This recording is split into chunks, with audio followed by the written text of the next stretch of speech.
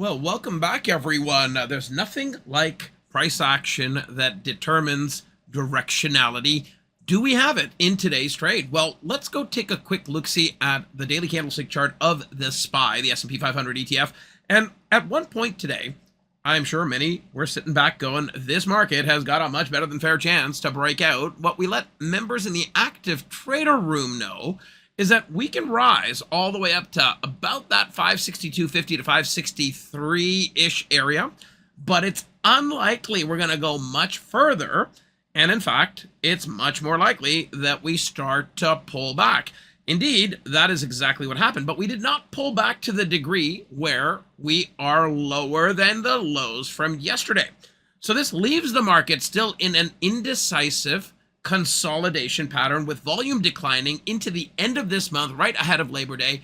Which way are we likely to go? Well, I'll take you over to what you may have heard me talk you through in videos just like these in the days gone by.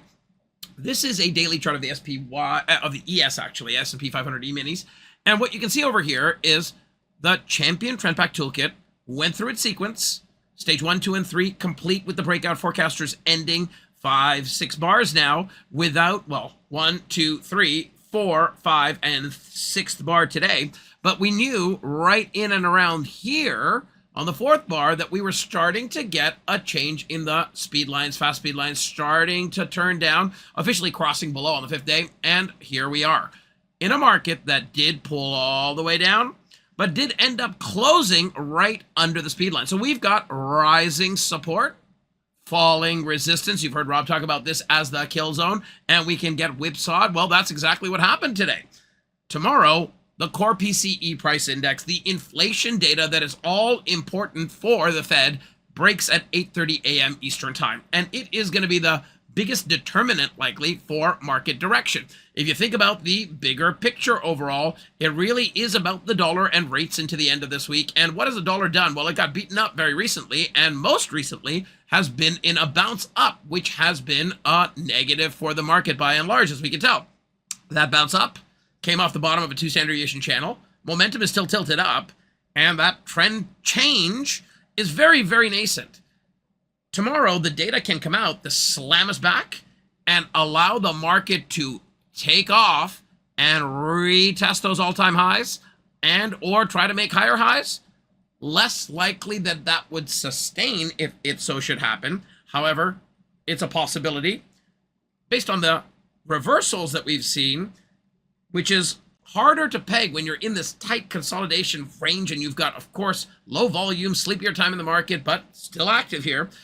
When we look at that and get a sense of trying to guess the future, no, we want to trade what we see. And what we see right now is not a healthy pattern that could have a breakout, but can just as easily have that dollar, which is in that nascent bounce, carry forward and really take the market down and do the things that it should be doing after stage 3 of the sequence is over. Now, by and large, we have seen price action come down low enough to kind of qualify that we've come down to that the last breakout forecaster. The second last or the third last may be up for grabs in the case that the inflation data disappoints, coming in warmer or hotter. Coming in cooler would be a boon into the long weekend, but likely temporary. That would be a nice story to end the week, but not necessarily the nicest one to start the school year again for all of those grandkids of yours and kiddos.